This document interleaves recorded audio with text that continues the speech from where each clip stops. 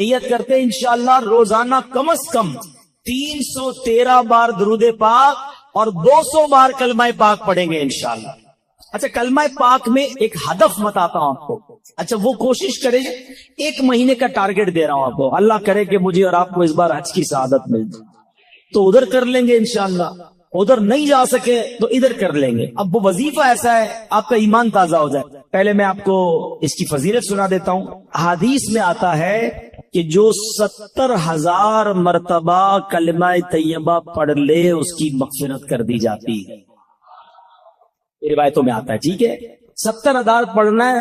اب یہ ضروری نہیں کہ ایک ہی محفل میں پڑھ لیں، آپ 1 مہینے کا ٹارگٹ رکھ لیں کہ یار اس مہینے 70,000 پورے کر لوں گا۔ اب اس پہ فرمائے لا الہ الا اللہ، لا الہ الا اللہ پڑھتا رہے، ہر 100 کے بعد ایک بار محمد الرسول اللہ صلی اللہ تعالی علیہ وسلم پڑھ لے۔ اب اس کے بارے میں سبحان اللہ ایک بڑی خوبصورت روایت بھی ہے کتابوں میں۔ حضرت محی الدین ابن عربی ایک جگہ دعوت پہ تشریف لے گئے تو ایک لڑکا جو ہے اس کے بارے میں مشہور تھا کہ یہ صاحب کشف ہے، اس کو بہت ساری باتیں کشف سے معلوم ہو جاتی ہیں، آپ نے سنا تھا۔ تو وہ بچہ جو ہے وہ آپ کے پاس کھانا کھا رہا تھا، اچانک رونے لگا، تو آپ نے کہا کیوں رو رہے ہو؟ کہ میں نے اپنی ماں کو جہنم میں دیکھا ہے، اس کی ماں کا انتقال ہوا تھا۔ شیخ ابن عربی نے تھوڑے عرصے پہلے 70,000 بار کلمہ پاک پڑھا ہوا تھا، آپ نے دل ہی دل میں وہ کلمہ پاک اس کی مرحومہ والدہ کو ایصال ثواب کر دیا کہ میں اس کو ایصال کرتا ہوں۔ وہ لڑکا مسکرانے لگا، آپ نے اس کو بتایا نہیں؟ کہتا کیوں مسکرا رہے ہو؟ کہ میں نے ماں کو جنت دیکھا۔ شیخ ابن عربی نے کہا کہ میں نے اس کے کشف سے حدیث پہچان لی اور حدیث کی برکت سے اس کے کشف کو پہچان لیا کہ یہ واقعی غیب کی باتیں دیکھ لیتا ہے، اور حدیث کتنی صحیح ہے یہ بھی مجھے اس واقعے سے پتا چل گیا۔ تو پتا چلا میرے پیارے اسلامی بھائیوں 70,000 بار کلمہ پاک۔ میں نے تو جب سے یہ حدیث پڑھی ہے نیت کر لی ہے، کچھ شروع بھی کر دیا ہے، میرے لیے بھی دعا کریں، آپ بھی ٹارگٹ لے لو، انشاءاللہ یہ زبان کلمے کی عادی بھی ہو جائے گی۔ اچھا پھر ضروری تھوڑی ایک بار 70,000 پڑھیں، اللہ توفیق دے، کیونکہ جب آپ پڑھو گے نا 70,000 بار یہ دل جگمگ کرنے لگ جائے، کلمے سے محبت ہو جائے گی اور پڑھنے کو جی چاہے گا۔ کبھی کہنا ہے چلو امی کے نام پہ 70,000، کبھی کہنا ابو کے نام پہ 70,000۔ اتنے تحفے دیے امی ابو نے، اور خاص طور کے جن کے ماں باپ چلے گئے ان کے لیے تو زیادہ اچھی نیت کریں گے۔ تو امی ابو کے نام پر جو ہے وہ ہم پڑھے، پھر اللہ پاک توفیق دے تو پیر صاحب کے نام پہ پڑھ لے، چلو ان کے ایصال ثواب کے لیے، غوث پاک کے ایصال ثواب کے لیے، تو انشاءاللہ بزرگوں کے ایصال ثواب کے لیے پڑھتے رہیں گے، کلمہ پاک کا ثواب تو ملے گا، بزرگوں کا فیضان بھی مل جائے گا انشاءاللہ۔ تو پڑھیں گے انشاءاللہ، چلو 3 بار مل کر پڑھ لیتے۔ لا الہ الا اللہ محمد الرسول اللہ، لا الہ الا اللہ محمد الرسول اللہ، لا الہ الا اللہ محمد الرسول اللہ صلی اللہ تعالی علیہ وسلم۔ شاندار وظیفہ، اللہ اکبر۔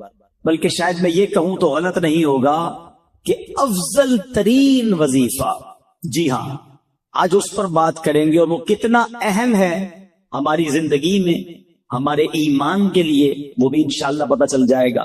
صحابی رسول حضرت شداد بن اوس رضی اللہ تعالی فرماتے ہیں کہ ہم صحابہ کرام علیہ رضوان اللہ پاک کے آخری نبی رسول ہاشمی صلی اللہ تعالی علیہ وسلم کی خدمت میں حاضر تھے۔ آپ علیہ الصلوۃ والسلام نے ہم سے پوچھا هل فیکم غریب، کیا کوئی تم میں اجنبی تو نہیں بیٹھا؟ صحابہ کرام نے کہا نہیں حضور ہم سارے مسلمان ہی ہیں اور کوئی غیر نہیں ہے۔ تو نبی پاک علیہ الصلوۃ والسلام نے فرمایا اچھا ایسا کرو دروازے بند کر دو۔ صحابہ نے دروازے بند کر دیے۔ اب آپ علیہ الصلوۃ والسلام نے فرمایا ارفعوا ایدیکم وقولوا لا الہ الا اللہ، ہاتھ اوپر اٹھا لو اور لا الہ الا اللہ پڑھنا شروع کر دو۔ حضرت شداد بن اوس کہتے ہیں ہم سب نے ہاتھ اوپر اٹھائے اور کلمہ پاک پڑھنا شروع کر دیا۔ کچھ دیر اسی طرح ہم ذکر کرتے رہے، نبی پاک ذکر کرواتے رہے، اور اس کے بعد مالک جنت قاسم نعمت صلی اللہ تعالی علیہ وسلم نے خوشخبری سناتے ہوئے فرمایا ابشروا فإن اللہ قد غفر لکم، تمہیں بشارت ہو کہ بے شک اللہ پاک نے تمہیں بخش لیا ہے۔ مزید آپ علیہ السلام نے یہ بھی فرمایا کہ الحمدللہ، اے اللہ پاک تو نے مجھے یہ پاکیزہ کلمہ دے کر بھیجا، اسے پڑھنے کا حکم دیا اور اس پر جنت کا وعدہ بھی فرمایا، بے شک تو اپنے وعدے کے خلاف نہیں کرتا۔ سبحان اللہ۔ تو کلمہ طیبہ افضل الذکر لا الہ الا اللہ، اس کے کمال کے فضائل ہیں اور وہ جنت کا حقدار بن جاتا ہے۔ حلیت الاولیاء میں ہے، دو عالم کے مالک و مختار مکی مدنی سرکار صلی اللہ تعالی علیہ وسلم نے فرمایا، اللہ پاک ارشاد فرماتا ہے، بے شک میں ہی اللہ ہوں، میرے سوا کوئی عبادت کے لائق نہیں، بس اے لوگوں میری ہی عبادت کرو۔ تم میں سے جو کوئی میری بارگاہ میں سچے دل سے لا الہ الا اللہ کی گواہی کے ساتھ آئے گا وہ میری پناہ میں داخل ہوگا، اور جو میری پناہ میں داخل ہوا وہ میرے عذاب سے محفوظ ہو گیا۔ کیا بات ہے، سبحان اللہ۔ کلمہ طیبہ کے مختلف نام ہیں، یاد رکھیے گا، لا الہ الا اللہ محمد الرسول، مل کر پڑھ لیں، لا الہ الا اللہ محمد الرسول اللہ صلی اللہ تعالی علیہ وسلم۔ اس کے بہت سارے نام ہیں، اس کا ایک نام کلمہ توحید بھی ہے، کلمہ اخلاص بھی ہے، اسے کلمہ احسان بھی کہتے ہیں، اسے کلمۃ التقوی بھی کہتے ہیں۔ اس مبارک کلمے کا ایک نام کلمہ ثابتہ یعنی ثابت شدہ کلمہ، پکا کلمہ، نام مٹنے والا کلمہ، ہمیشہ رہنے والا کلمہ بھی ہے۔ سبحان اللہ۔ اتنے حدیث اور اتنے فضائل ہیں اس کے بارے میں۔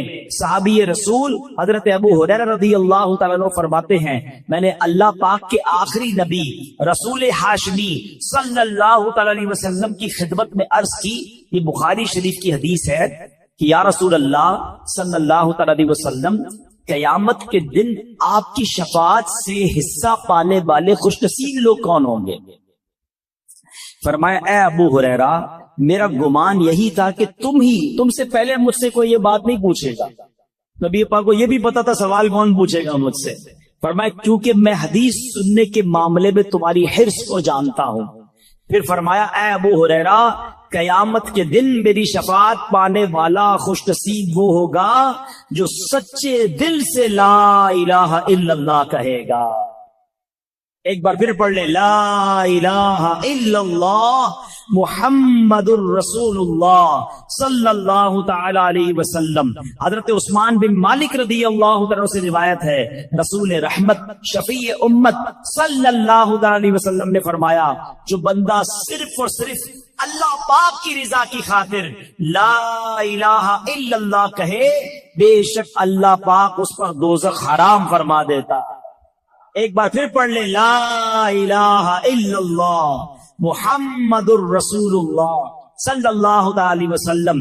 اللہ پاک کے آخری نبی رسول ہاشمی صلی اللہ تعالی علیہ وسلم نے فرمایا، من مات وہو یعلم انہ لا الہ الا اللہ دخل الجنہ، یعنی جو اس حال میں مرا کہ وہ جانتا ہے اللہ پاک کے سوا کوئی عبادت کے لائق نہیں تو وہ جنت میں داخل ہوگا۔ ایک حدیث پاک میں ہے، پیارے آقا مکی مدنی مصطفیٰ صلی اللہ علیہ وسلم نے فرمایا، ثمن الجنتی لا الہ الا اللہ۔ بڑی پیاری حدیث ہے، اتنی مختصر ہے مگر کیا پیاری بات فرما دی۔ آپ کہیں جناب مجھے ڈیفنس میں بنگلہ چاہیے، آپ اگلا سوال ہوگا کتنے کا ہے، قیمت کیا ہے، پرائس کیا ہے، مجھے فلاں والا نیا موبائل چاہیے، آپ مجھے بھی چاہیے، قیمت تو بتاؤ۔ اچھا جناب فلاں قسم کی گاڑی چاہیے، مگر یہ تو بتاؤ کتنے کی ہے، جیب میں پیسے ہوں گے تو لوں گا نا۔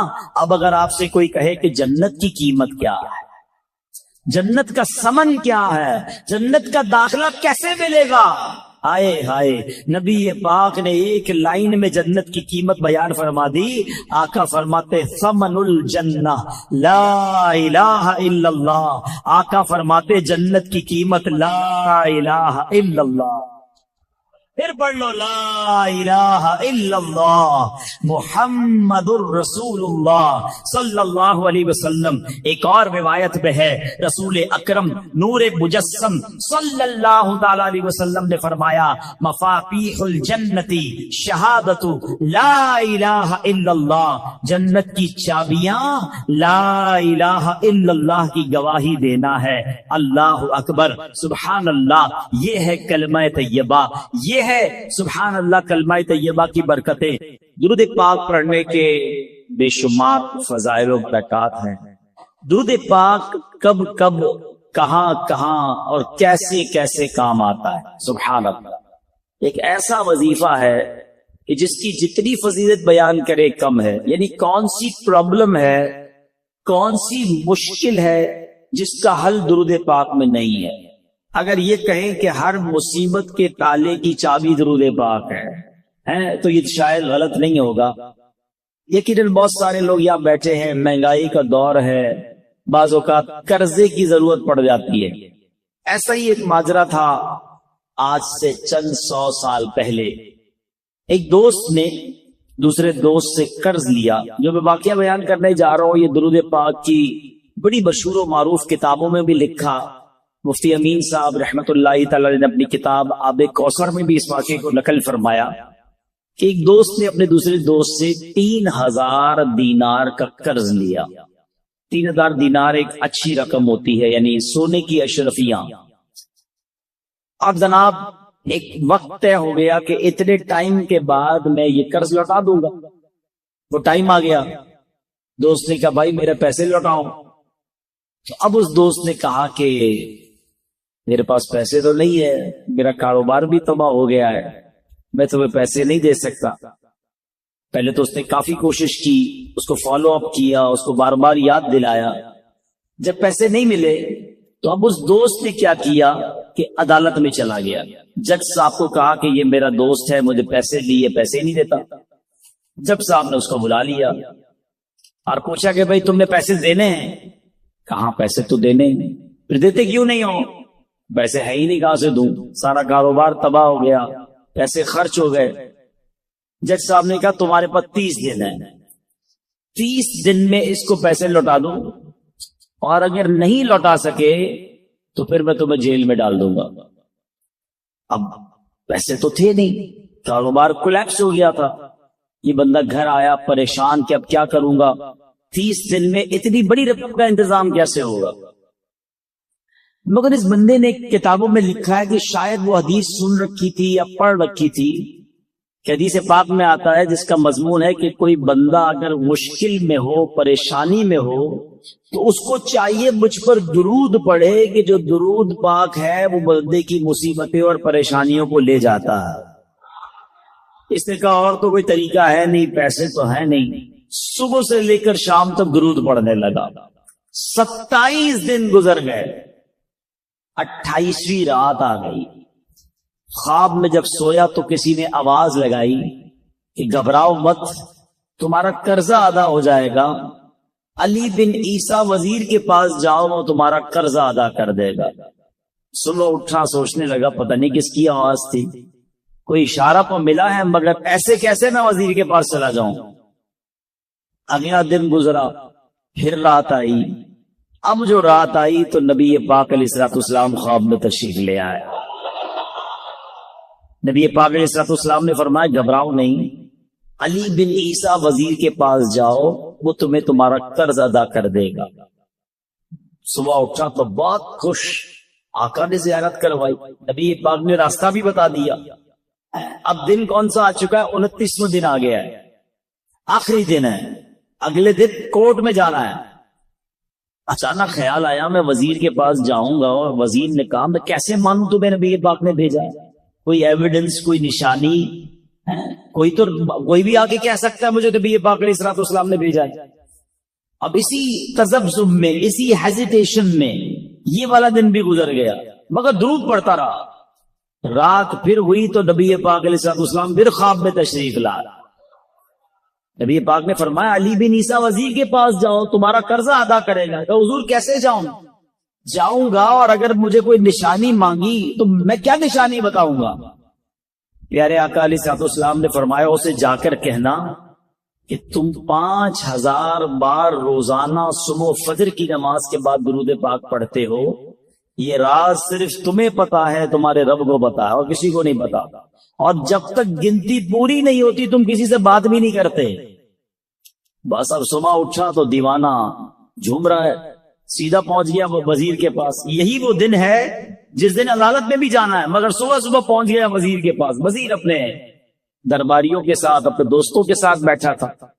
کہا پیغام دیجئے وزیر صاحب سے کہ مجھے آپ سے ملاقات کرنی ہے، بڑا امپورٹنٹ، بڑا اہم پیغام لایا ہوں۔ وزیر صاحب نے جب یہ سنا تو کہا پوچھو کس کا پیغام لایا؟ باہر سے جواب دیا کہ میں نبی پاک علیہ السلام کا پیغام لایا ہوں۔ اب وزیر تھا تو عاشق رسول، فوراً اندر بلایا تو فرمائیے کیا پیغام ہے؟ کہ نبی پاک علیہ السلام نے تمہارے پاس بھیجا ہے اور 3000 دینار مجھ پر قرضہ ہے، آپ میرا قرضہ ادا کر دیں۔ تو وزیر صاحب نے کہا بات تو بڑی زبردست ہے، لیکن اگر کوئی نشانی ہو میں کیسے مان لوں کہ آپ کو پیارے آقا علیہ السلام نے بھیجا ہے؟ کہا خالی ہاتھ نہیں بھیجا، آقا نے نشانی بھی بتائی ہے۔ کہا بتائیے نشانی کیا ہے؟ کہا نشانی یہ ہے کہ آپ روزانہ صبح فجر کی نماز کے بعد 5000 بار درود پاک پڑھتے ہیں، اور یہ راز صرف آپ کو معلوم ہے، آپ کے رب کو معلوم ہے۔ وزیر تو جھوم اٹھا نا، اس کے تو درود پاک مقبول ہو گئے۔ کہتا مرحبا یا رسول اللہ، اپنے کمرے میں گیا، واپس آیا، 3000 دینار نہیں، وہ 9000 دینار لے کر آیا۔ کہتے پہلے 3000 تو نبی پاک کا حکم، آقا کا حکم سر آنکھوں پر، لبیک یا رسول اللہ، یہ لیجئے۔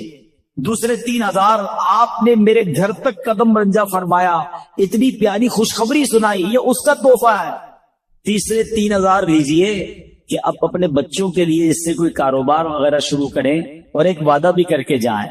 اب زندگی میں آپ کو جب بھی کوئی کام پڑے نا، آپ نے کہیں اور نہیں جانا، مجھے خدمت کا موقع دینا ہے۔ اللہ اکبر، یہ دیوانہ تو خوش، اب پہنچ گیا عدالت میں۔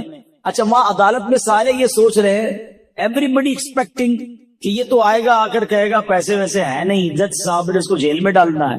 یہ تو گیا، جاتے ہی جج صاحب کے ہاتھ میں 3000 دینار رکھ دیے کہ جج صاحب یہ لیجئے، میری جو قرضہ تھا میرے دوست کو دے دیجئے۔ جج نے کہا ٹھہرو، یہ بتاؤ آئے کدھر سے پیسے؟